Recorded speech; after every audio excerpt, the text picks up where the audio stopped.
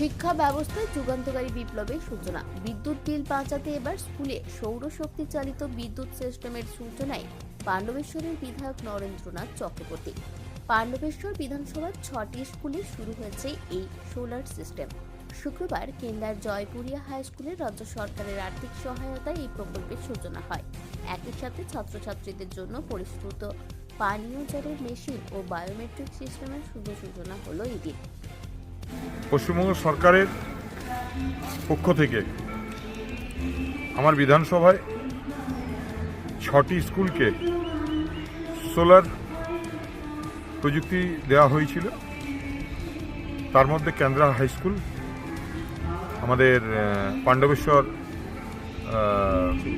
Shri Jaipuria school তারা পেয়েছে। আজকে তার উদ্বোধন হচ্ছে। অন্য স্কুলগুলো উদ্বোধন হয়ে গেছে অনেকটাই। আর এখানে বায়োমেট্রিক এবং ড্রিঙ্কিং ওয়াটারের আজকে উদ্বোধন হলো। আজ বুক ডে, ছাত্রছাত্রীরা সবাই অপেক্ষা করে আছে। স্টুডেন্ট সেলিব্রেশন চলছে। আমরা অনেকক্ষণ এখানে আছি।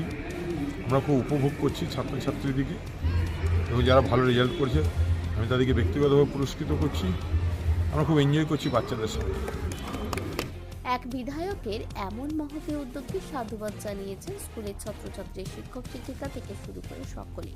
এই প্রতিষ্ঠানটা দীর্ঘদিন ধরে আমাদের ইসিএল ইলেকট্রিসিটি দ্বারা পরিচালিত হতো। তাতে আমাদের অফিসিয়াল কাজকর্ম অনেক বিঘ্ন ঘটতো। প্রায় 4টে থেকে লাইনটা কাটা থাকতো। আমরা অফিসিয়াল সরকারি যে সমস্ত পোর্টাল সেগুলোকে নির্দিষ্টভাবে আপডেট দিতে পারতাম না।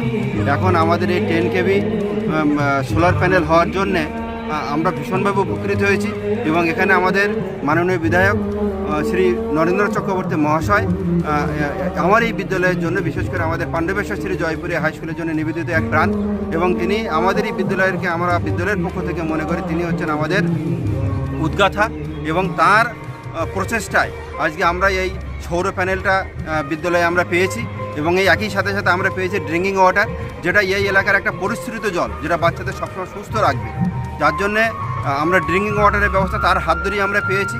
এবং আজকে থেকে আমাদের বিদ্যালয়ে বায়োমেট্রিক একটা ব্যবস্থা চালু করা হয়েছে, যাতে সমস্ত শিক্ষক শিক্ষিকারা, বিশেষ করে শিক্ষার্থীদের জন্য একটা সুন্দর পরিবেশ গঠনের মধ্য দিয়ে পড়াশুনো এবং তার পঠন পাঠনের মানটা উন্নয়ন হয়। এবং 2026 শিক্ষাবর্ষ থেকে আমরা প্রতিশ্রুতিবদ্ধ যে এই বিদ্যালয়ের সমগ্র চেহারাটা আমরা বদলে দেবো, যেটা আমাদের যে বিদ্যালয়ের জন্যে তিনি আরও অনেক কিছু অনুদান দেবেন।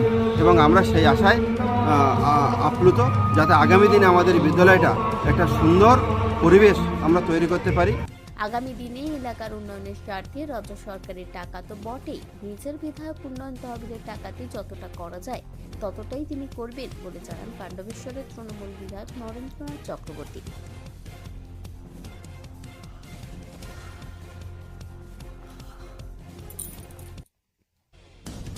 পাণ্ডবেশ্বর থেকে অনুরাধা সেনগুপ্তের রিপোর্ট, খাঁটি খবর।